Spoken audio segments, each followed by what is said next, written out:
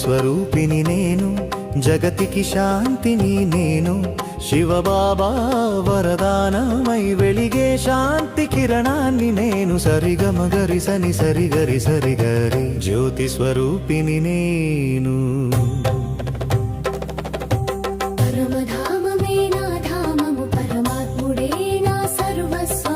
నీ స్మృతితోనే నా పయనము, ఈ జగతికే నేను పణము. జ్యోతి స్వరూపిని నేను, జగతికి శాంతిని నేను.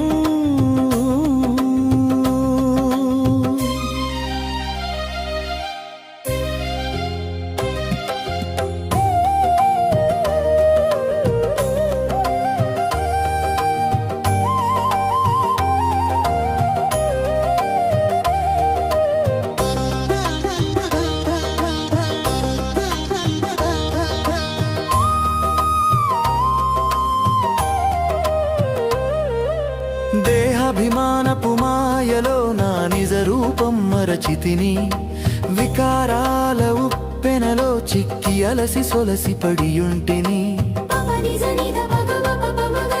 జాత స్వరూపివి దిగి వచ్చి నా ఆత్మదీపం వెలిగించెను, అమరజీవిగా నన్ను మార్చి తన వారసత్వాన్ని అందించెను. సరిగమ పద పమ గరి గరి సని సర జ్యోతి స్వరూపిని నేను, జగతికి శాంతిని నేను, శివబాబా వరదానమై వెలిగే శాంతి కిరణాన్ని నేను.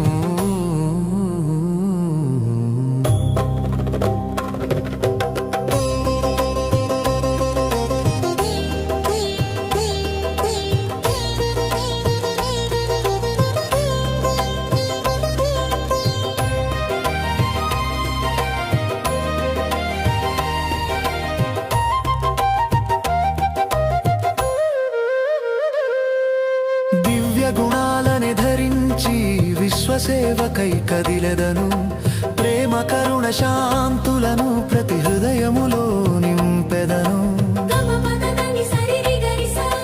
బాబాకు నేను ప్రతిరూపమై కలియుగాంతమున నిలిచెదను, సత్యయుగ స్వర్ణ ద్వారాలను నా కర్మయోగముతో తెరిచెదను. సనిద పమబది సరిగరిసా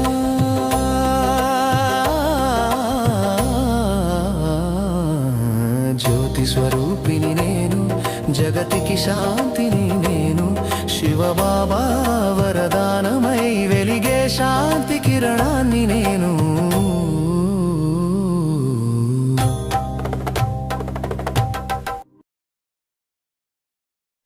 ఓం శాంతి. మురళీ డేట్ 20/12/2025. మధురమైన పిల్లలారా, మీ శ్రేష్టమైన భాగ్యాన్ని తయారు చేసేందుకు సద్గురువు వచ్చారు. మీ నడవడిక చాలా హుందాగా ఉండాలి.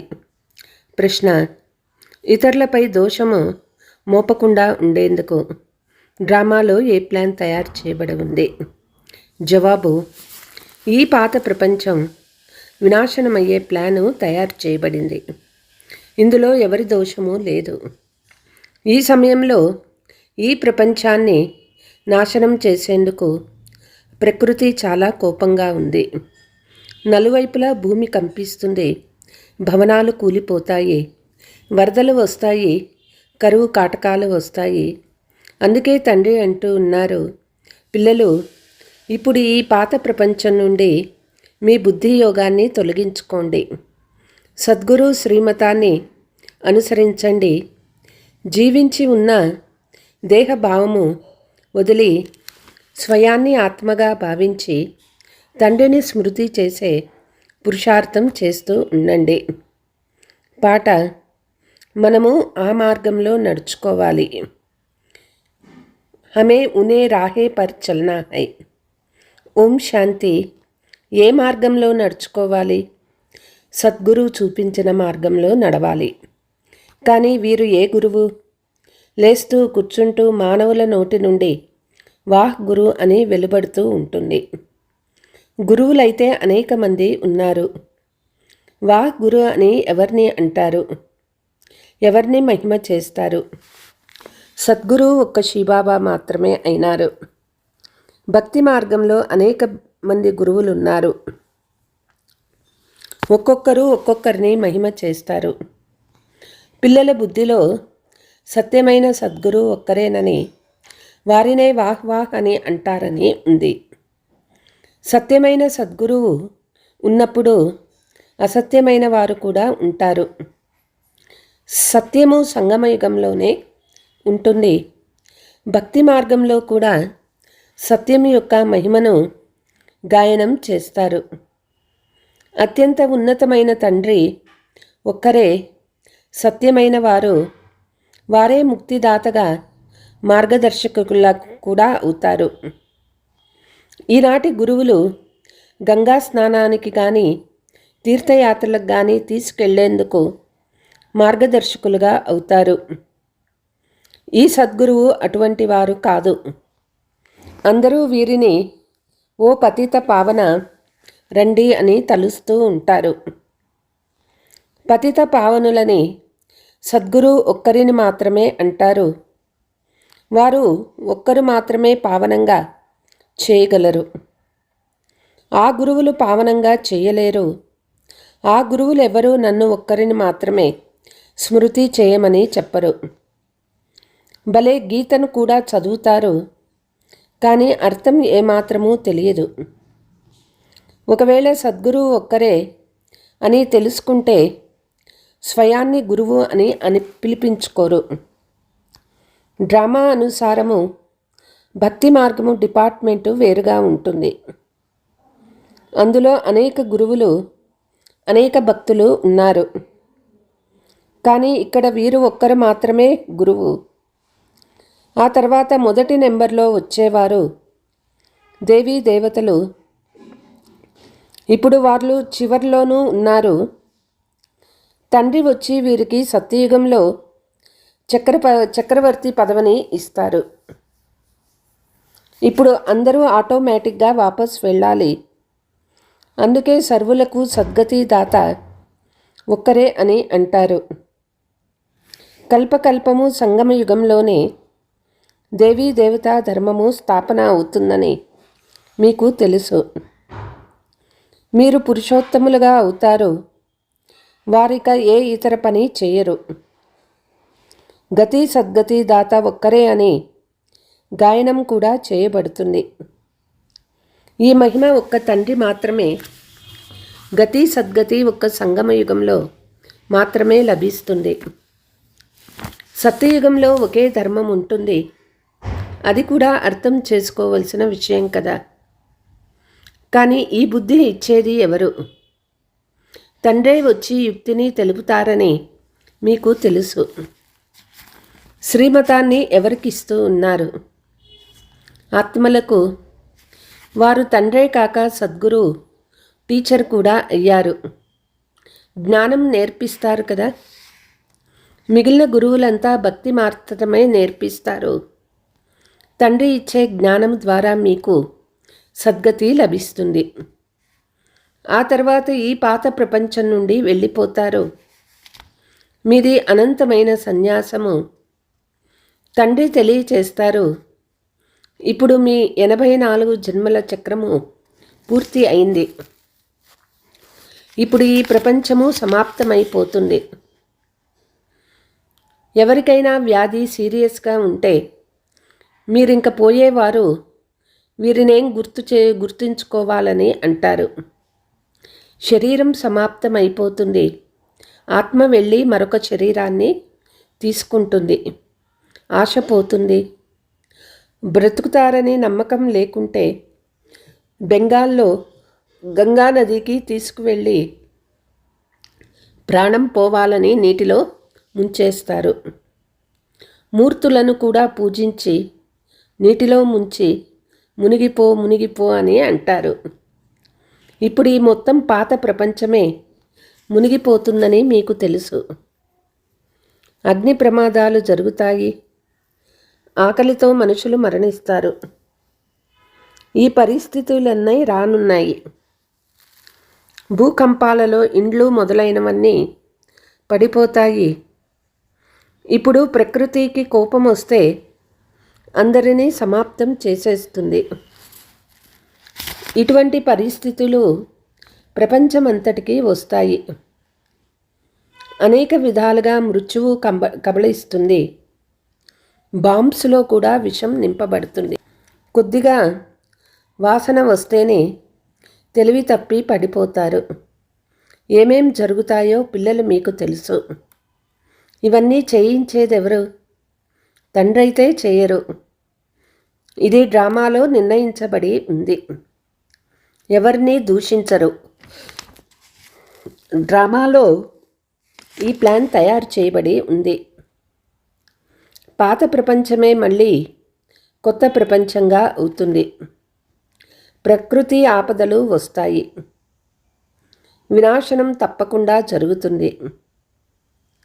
పాత ప్రపంచం నుంచి బుద్ధి యోగాన్ని తొలగించాలి. దీనినే అనంతమైన సన్యాసము అంటారు. ఇప్పుడు మీరు వా సద్గురు మాకింత మంచి మార్గాన్ని చూపించారని మహిమ చేస్తారు. నన్ను నిందింపచేసే పనులు చేయకండి అని వారు పిల్లలకు అర్థం చేయిస్తూ ఉన్నారు. మీరిక్కడ జీవిస్తూనే మరణిస్తారు. దేహాన్ని మరిచి స్వయాన్ని ఆత్మగా భావిస్తారు. దేహం నుండి భిన్నంగా ఆత్మలుగా అయ్యి తండ్రిని స్మృతి చెయ్యాలి. ఇతడు వాహ్ సద్గురు వాహ్ అని చాలా బాగా అంటారు. పారలౌకిక సద్గురువుకి మాత్రమే వాహ్ సద్గురు అని మహిమ జరుగుతుంది. లౌకిక గురువులైతే అనేక మంది ఉన్నారు. సత్యమైన సద్గురు ఒక్కరు మాత్రమే. భక్తి మార్గంలో కూడా అలాగే సద్గురు అనే పేరు కొనసాగుతుంది. సృష్టికి అంతటికీ తండ్రి ఒక్కరు మాత్రమే. నూతన సృష్టి ఎలా స్థాపింపబడుతుందో ఎవరికీ తెలియదు. శాస్త్రాలలో ప్రళయం జరిగిందని మళ్ళీ రావి ఆకుపై శ్రీకృష్ణుడు వచ్చినట్లు చూపిస్తారు.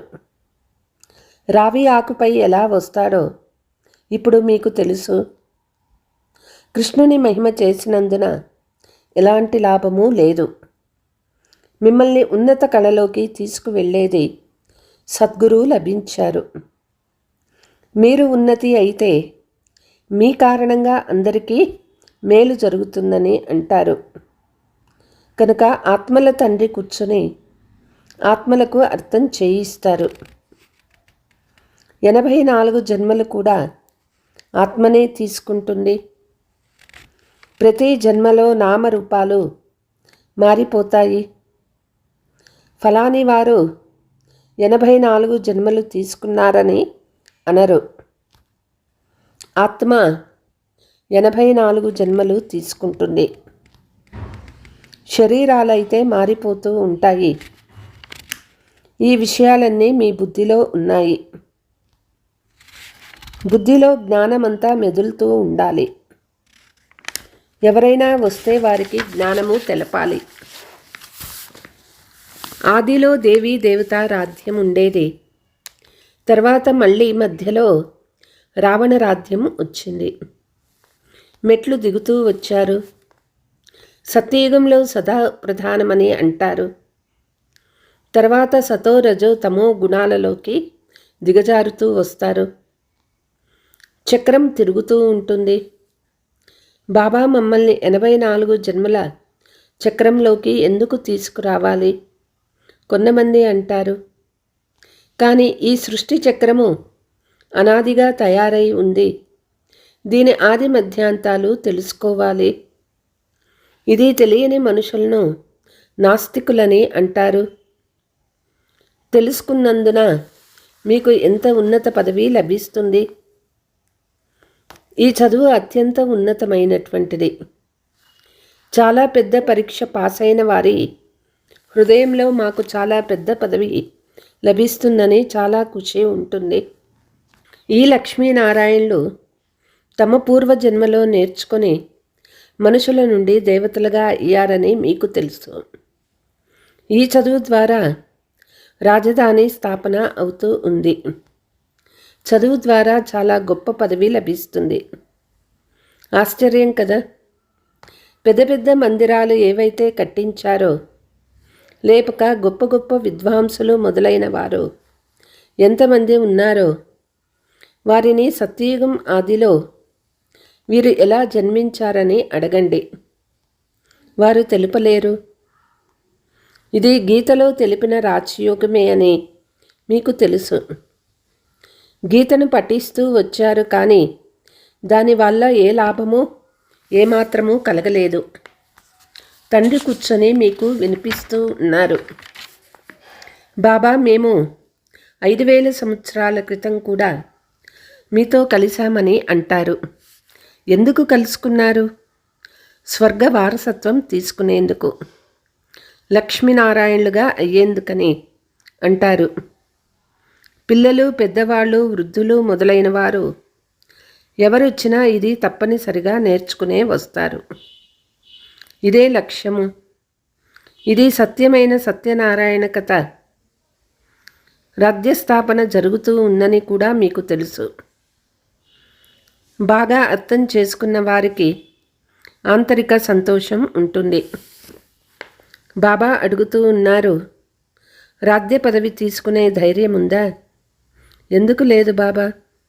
మేం చదివేది నరుణ్ నుండి నారాయణుడుగా అయ్యేందుకు అని అంటారు. ఇంతవరకు మేము స్వయాన్ని శరీరమని భావించేవారము. ఇప్పుడు తండ్రి మనకు ధర్మసమ్మతమైన చక్కని మార్గం చూపించారు. దేహీ అభిమానులుగా అయ్యేందుకు శ్రమపడాలి. మాటిమాటికి నామరూపాలలో చిక్కుకుంటారు. నామరూపాలకు భిన్నంగా అవ్వండి అని తండ్రి అంటూ ఉన్నారు. ఆత్మ అనేది కూడా పేరే కదా. తండ్రి సుప్రీం పరంపిత. లౌకిక తండ్రిని పరంపిత అని అనరు. పరం అనే పదము ఒక్క తండ్రికి మాత్రమే వర్తిస్తుంది. వాహ్ గురు అని కూడా వారినే అంటారు. మీరు సిక్కులకు కూడా అర్థం చేయించవచ్చు. గ్రంథ్ సాహెబ్లో అయితే పూర్తిగా వర్ణించబడింది. గ్రంథంలో, జపో సాహెబ్లో, సుక్మునిలో ఉన్నంత వర్ణన ఏ శాస్త్రాలలోనూ లేదు. ఇవే ముఖ్యమైన కొన్ని శబ్దాలు. సాహెబ్ను స్మృతి చేస్తే 21 జన్మల సుఖం లభిస్తుంది. తండ్రి అంటూ ఉన్నారు. ఇందులో తికమక చెందే మాటే లేదు. తండ్రి చాలా సులభం చేసి అర్థం చేయిస్తారు. ఎంతోమంది హిందువులు మార్పు చెంది సిక్కులుగా అయ్యారు. మీరు మనుషులకు మార్గం తెలిపేందుకు అనేక చిత్రాలు మొదలైనవి తయారు చేస్తారు. ఎంతో సులభంగా అర్థం చేయిస్తారు. మీరు మొదట ఆత్మలు, తర్వాత అనేక ధర్మాలలోకి వచ్చారు. ఇది వెరైటీ ధర్మాల వృక్షము. యేసుక్రీస్తు ఎలా వస్తారో ఇతరులకెవ్వరికీ తెలియదు. తండ్రి అర్థం చేయించారు. కొత్తగా కిందకి వచ్చిన ఆత్మకు కర్మభోగం ఉండదు. క్రీస్తు ఆత్మ శిక్ష అనుభవించేందుకు ఏ వికర్మ చేయలేదు. సతో ప్రధాన ఆత్మ ఎవరి శరీరంలో ప్రవేశిస్తుందో వారిని క్రాస్ మొదలైన వాటిపైకి ఎక్కిస్తారు. క్రీస్తును కాదు. క్రీస్తు ఆత్మ మరో జన్మ తీసుకొని చాలా పెద్ద పదవి పొందుతుంది. పోప్ చిత్రం కూడా ఉన్నది.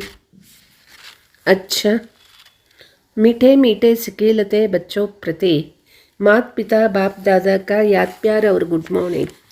रूहानी बाप के रूहानी बच्चों को नमस्ते. हम रूहानी बच्चों की रूहानी माता पिता बाप दादा को याद प्यार गुड मॉर्निंग नमस्ते नमस्ते. ధారణ: ఈ దేహం యొక్క నామరూపాల నుండి భిన్నమై దేహీ అభిమానీలుగా అవ్వాలి. సద్గురువుని నిందింపచేయు నడవడికలు ఉండరాదు. మాలలోని మణులుగా అయ్యేందుకు చాలామందిని మీ సమానంగా తయారు చేసే సేవ చేయాలి. రాజ్య పదవి తీసుకునేందుకు మేము చదువుకుంటున్నామనే ఖుషి ఆంతరికంలో ఉండాలి. నరుణ్ నుండి నారాయణుడిగా అయ్యేందుకు ఈ చదువు చదువుతున్నారు. వరదానము: నిరంతర స్మృతి ద్వారా అవినాశి సంపాదన జమ చేసుకునే సర్వ ఖజానాలకు అధికారి భవ. నిరంతర స్మృతి ద్వారా ప్రతి అడుగులో సంపాదన జమ చేసుకుంటూ ఉంటే సుఖము, శాంతి, ఆనందము, ప్రేమ, ఈ ఖజానాలన్నిటికీ అధికారిని అనే అనుభవం చేస్తూ ఉంటారు. ఎలాంటి కష్టమైనా కష్టమని అనుభవం అవ్వదు. సంగమ యుగంలో బ్రాహ్మణులకు ఏ కష్టము ఉండదు. ఒకవేళ ఏదైనా కష్టం వచ్చినా తండ్రి స్మృతిని ఇప్పించేందుకే వస్తుంది. ఎలాగైతే గులాబీ పువ్వుతో పాటు ఉండే ముండ్లు ఆ పువ్వుకి రక్షక సాధనంగా ఉంటాయో, అలా ఈ కష్టాలు ఇంకా తండ్రిని స్మృతి ఇప్పించేందుకు నిమిత్తంగా అవుతాయి. స్లోగన్: స్నేహ రూపం యొక్క అనుభవాన్ని అయితే వినిపిస్తారు, ఇప్పుడు శక్తి రూపం యొక్క అనుభవాన్ని వినిపించండి. అవ్యక్త సూచన: ఎలాగైతే సాకారంలో చూశారు కదా, చివరి కర్మాతీత స్థితి యొక్క పాత్ర కేవలం బ్లెస్సింగ్ ఇచ్చేదిగా ఉండింది. ఆ సమయంలో బ్యాలెన్స్ యొక్క విశేషత, బ్లెస్సింగ్ యొక్క అద్భుతం కూడా ఉండింది. అదేవిధంగా తండ్రిని అనుసరించండి. సహజము మరియు శక్తిశాలి సేవ అంటే ఇదే. బ్లెస్సింగ్స్ ఇవ్వడమే ఇప్పుడు విశేష ఆత్మలైన మీ పాత్ర. కనుక కనుల ద్వారా అయినా ఇవ్వండి, మస్తకం ద్వారా అయినా ఇవ్వండి. అచ్చా. ఓం శాంతి. ఓం శాంతి. ప్రియాతి ప్రియమైన ఆత్మలారా, మన జీవితమనే ప్రయాణంలో ప్రతిరోజు ఎన్నో సవాళ్లు, సమస్యలు ఎదురవుతూ ఉంటాయి. వీటన్నింటి మధ్య మనస్సును ప్రశాంతంగా, శక్తివంతంగా ఉంచుకోవడం ఎలా? దీనికి బాబా మనకొక సులభమైన ఉపాయం ఇచ్చారు. అదే శ్రేష్ఠ సంకల్పం అనే మహామంత్రం. మనసులో పుట్టే ప్రతి ఆలోచన ఒక బీజం లాంటిది. మనం వ్యర్థమైన, నిరాశాజనకమైన ఆలోచనలు చేస్తే మన జీవితమనే తోటలో ముళ్ల మొక్కలే పెరుగుతాయి. అదే శ్రేష్టమైన, శక్తివంతమైన సంకల్పాలు చేస్తే మన జీవితం ఆనంద పుష్పాలతో వికసిస్తుంది.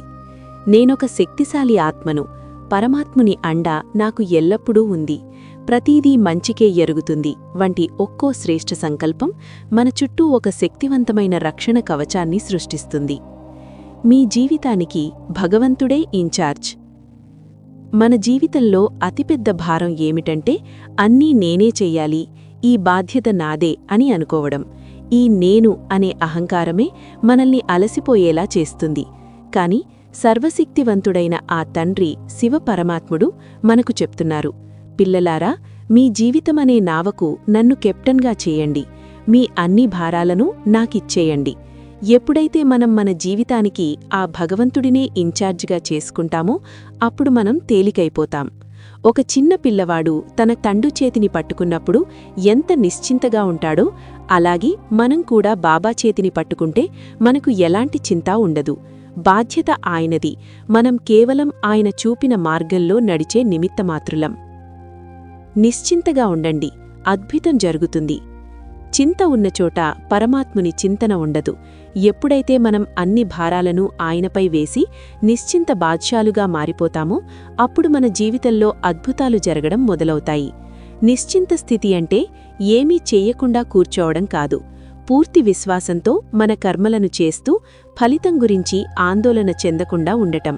మన బుద్ధి స్పష్టంగా, ప్రశాంతంగా ఉన్నప్పుడే పరమాత్ముని నుండి సరైన మార్గనిర్దేశం అందుతుంది.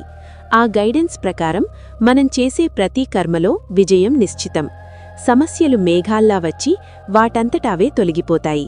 ఇదే అసలైన అద్భుతం. కాబట్టి ప్రతి క్షణం శ్రేష్ఠ సంకల్పాలు చేస్తూ జీవితానికి భగవంతుడిని ఇన్ఛార్జిగా చేసుకొని నిశ్చింతగా ఉండండి. మీ జీవితంలో అద్భుతాలు జరగడం ఖాయం. ఓం శాంతి.